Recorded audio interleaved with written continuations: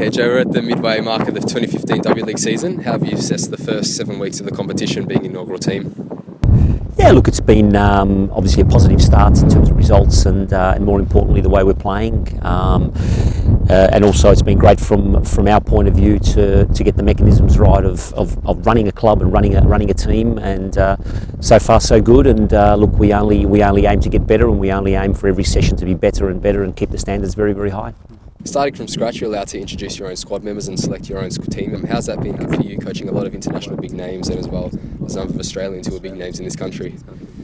Yeah, look, an amazing privilege from a coaching perspective. Being able to do this from scratch and set the standards and tones from scratch, it's been fantastic. And what these amazing internationals and professionals bring is just high standards, and every session and everything is just done to a level which pushes everyone. And I think the biggest benefit has been the train-on girls and the younger girls that have been working with the group. They've just gone leaps and bounds. In terms of the performances as well, have you been satisfied with everything every week coming in? I know you have a high expectation of what you'd like to see on the final product on the pitch. Yeah, look, the football's been good at times. The football's been what we've achieved to do, and as I said, we've solved problems when they've come up to us during the game, whether it's a tactical or technical problem, which has been great. There's some areas that we want to get better at, and there's some areas of continuity to do our football and play our football, for the full 90 minutes. Have you yourself been surprised at the performances and the amount of goals that you've been able to score so far?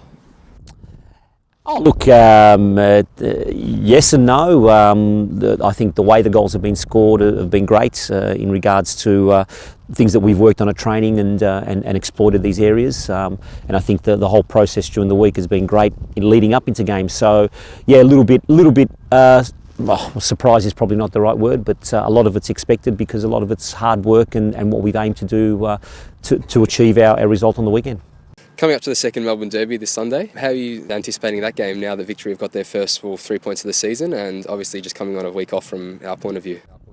Yeah, look, Victory, I think, are a good team. They've got a couple of very, very good players. And it was a matter of time before they got their first result, I suppose, positive result. They definitely were knocking at the door over the last 3-4 weeks, and with the young squad that they've got, it only took a matter of time until those players got used to the tempo and the rhythm. So we're expecting a very, very tough game. As I said, they're a good team, and they have some elements that can really hurt us.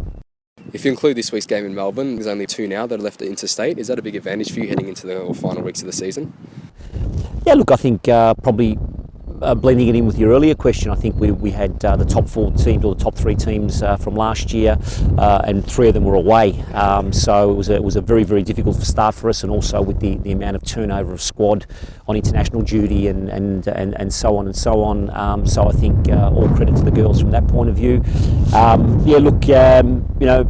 I suppose it's great to be at home. It's great to have the crowds coming out at our home ground, and it's really an exciting day. So we're privileged to be home, and look, and as I said, we've got a tough 6 games to go. So we just need to keep the momentum going.